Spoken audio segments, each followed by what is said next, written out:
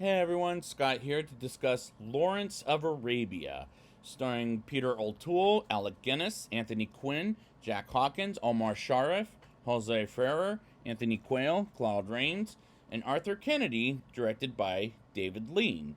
Now, before I get into this, I've seen this movie before a couple of times in my life, but how I watched this, the first time was on my Apple TV, and the second time I watched was on my 4K collector's Columbia Volume 1 4K edition, which is why I'm doing this up to Volume 4, which there's a Volume 4 coming in February. So I'm going to save it till like then and till after I'm done with Volume 3. So let's just get into this movie because I got a long one ahead of me. We get 5 minutes of the actual score, which is like a roadshow experience, and this is something they did in films from the past, so it made sense to hear this beautiful score as before the film starts. And I should say this right now, I have done the roadshow stuff before with Quentin Tarantino's The Hateful Eight, and I've seen a 35mm print of 2001: A Space Odyssey at Quentin Tarantino's movie theater with a friend of mine. I won't give out his name for safety reasons, but this is probably the coolest experience, I would say. So I'll confess something about what I'm about to say in a second. As we open the movie in 1935 with T.E. Lawrence, played by Peter O'Toole, about to go on for a ride on a motorcycle until he crashes. And the cinematography throughout the movie is absolutely gorgeous on 4K. And then here's the confession time. I wish I could have seen it in a 70mm presentation, for 70mm film presentation, I should say, because I believe it would be great to see with that experience. A reporter named Jackson asks people around about Lawrence as we move back to around the 1910s, and we see Lawrence along with William Potter as he pokes himself in for a trick on the needle with his finger, with a great line that hell, even Ridley Scott's Prometheus quoted, which is the trick, William Potter is not minding that it hurts, which is probably one of the many lines in this movie that is written and acted tremendously, but I'm going to just say it now. Best line in the whole movie. Lawrence gets a mission to go to Arabia by his general Archibald Murray, who doesn't take kindly to Lawrence as he gets to Arabia and rides a camel with the guidance during the day, while at night rests along with the camel as the next day comes. Lawrence gives his guidance a gun and rides along to where they're going to in Arabia. And the production design as well as the set decoration is quite a big bravo to director David Lean, as he had a great vision for this movie. His guidance teaches Lawrence how to ride a camel and how they can go fast, and grab some water from a water well while they drink some water. And I really like the relationship between these characters, as they're very likable and are easy to relate with. So any movie that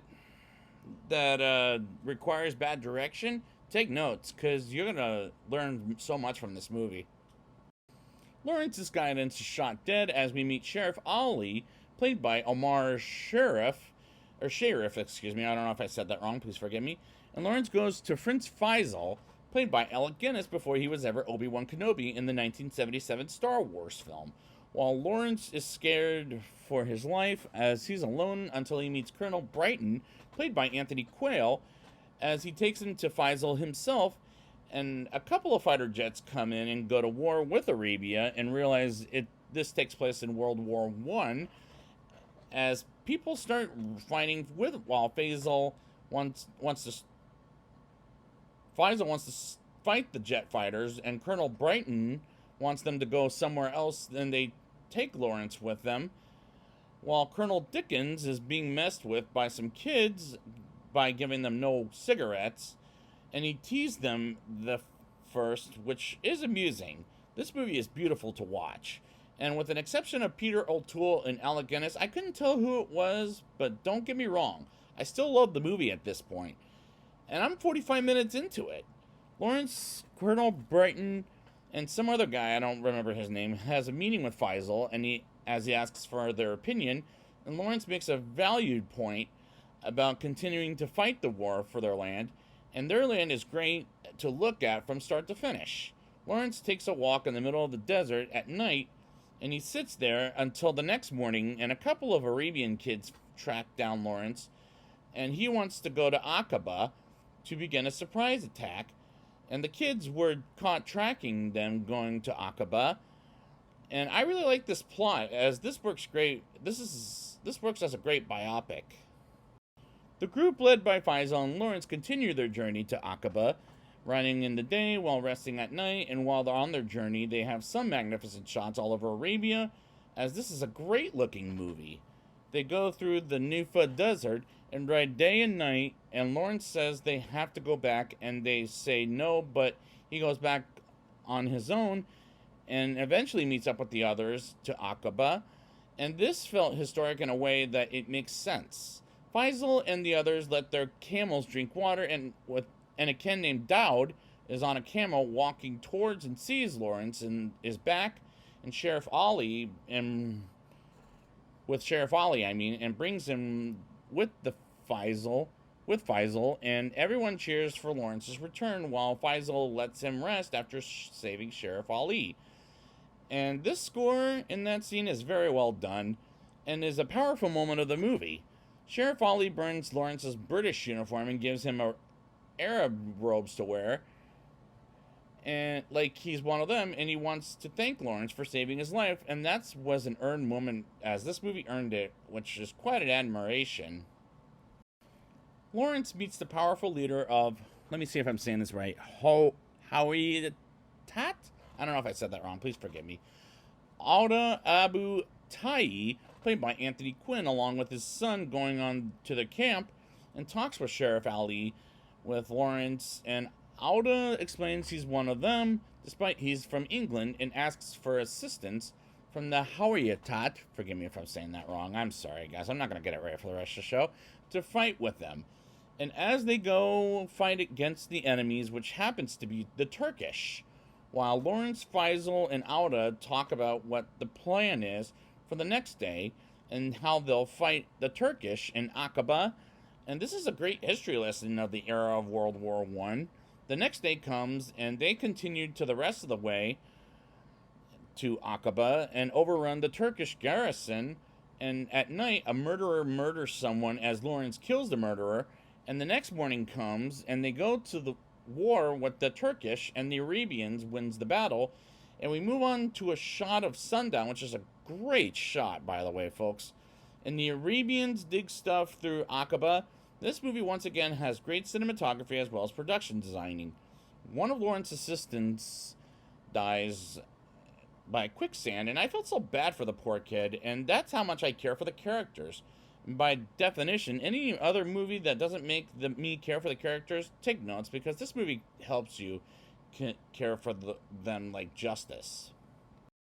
Lawrence feels guilty for one of his assistants' deaths, but he goes with the motorcycle man to a truck to Cairo, which is in Egypt, to inform Dryden and his new commander, General Allenby, played by Jack Hawkins, of his victory while having a glass of lemonade at a place, and Lawrence gets promoted to major and is given money and arms to support the Arabs, but at the same time, he's disturbed by the death of the murderer that happened earlier in the movie. He asks General Allenby whether there is any basis of the Arabs' suspicions that the British have designs on Arabia, as this general press stories states that they have no designs. And I believe Peter O'Toole as T.E. Lawrence. While this movie is tremendously spectacular as an epic, and we move on to a 5-minute intermission with a beautiful score from the second half of this movie before the audience returns to the rest of the movie.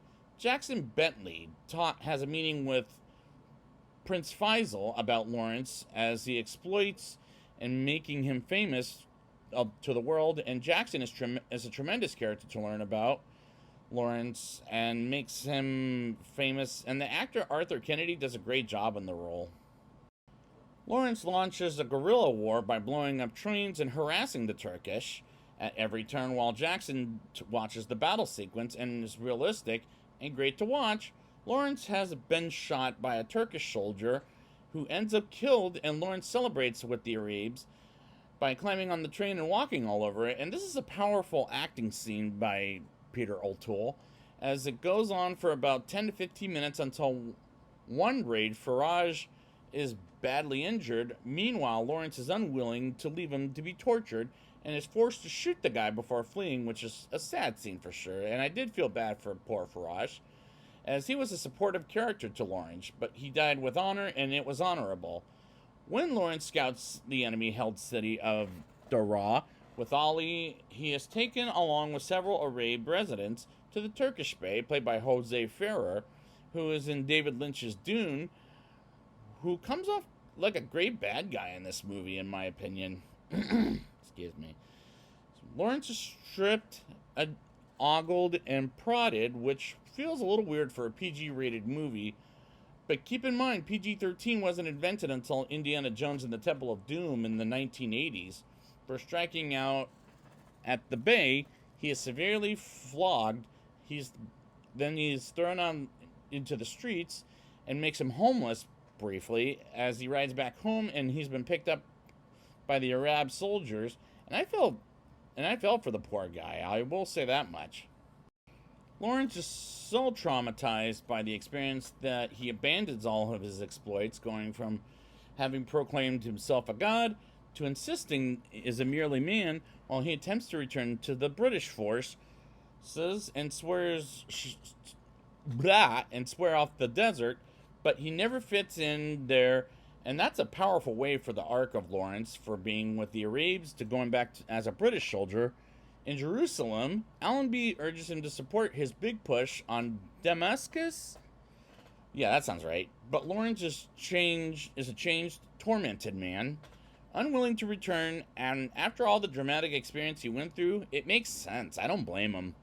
After Allenby insists that Lawrence has a destiny, he finally relents, and Lawrence naively believes that the warriors will come for him rather than for money, which is traitorous for sure. And the set decoration in this scene looked well done. He recruits an army, mainly killers, mercenaries, and cutthroats, motivated by money and rather than the Arab cause. And the cinematography in this scene is tremendous, as Arabia looks beautiful in this scene.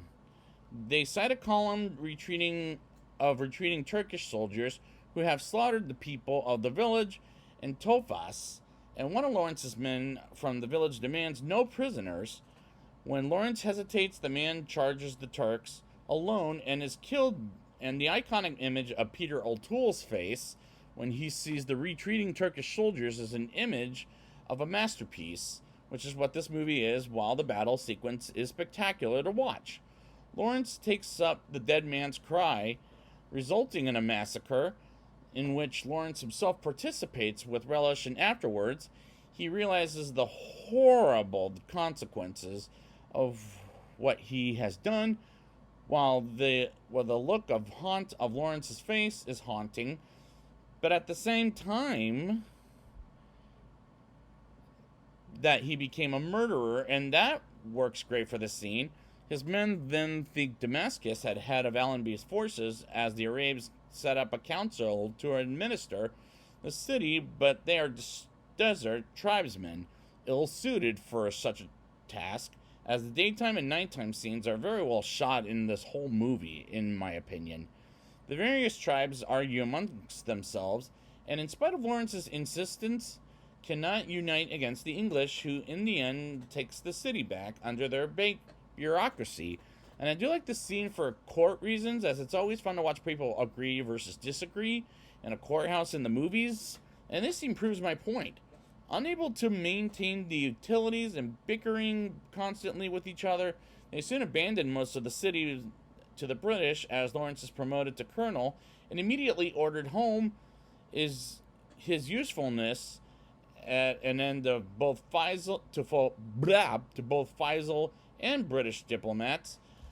A dejected Lawrence is driven away in a staff car, and this climax is a powerful masterpiece, as this movie is, and it is a great history lesson in general, and there's a great reason this movie won Best Picture at the Oscars in the year 1962, as it holds up to even this day. Now it's time for my rating. I'll give this movie a 9.3 out of 10. This is a great movie with great acting, great written lines, as well as great acting by the actors throughout the movie, as it was tremendous acting throughout. And the cinematography is beautiful to look at, and I wish I could see it in a 70mm presentation, which could be an amazing movie experience. But the 4K in this was all gorgeous as well. The characters are very likable and easy to relate with, and this movie is very well made and very well done to watch. And kudos to director David Lean for having a vision with this movie, as it looks gorgeous. I had a hard time putting together which character was who, but don't get me wrong, I still love the movie, and it holds up to this day. And this is a strong recommendation, and if you haven't seen it, I encourage you to see this movie in any way possible, as it won the Best Picture Oscar from the year 1962 for a great reason as well. So I'd like to thank you guys for joining me, and next time I will be back with Stanley Kubrick's Dr. Strangelove. And until then,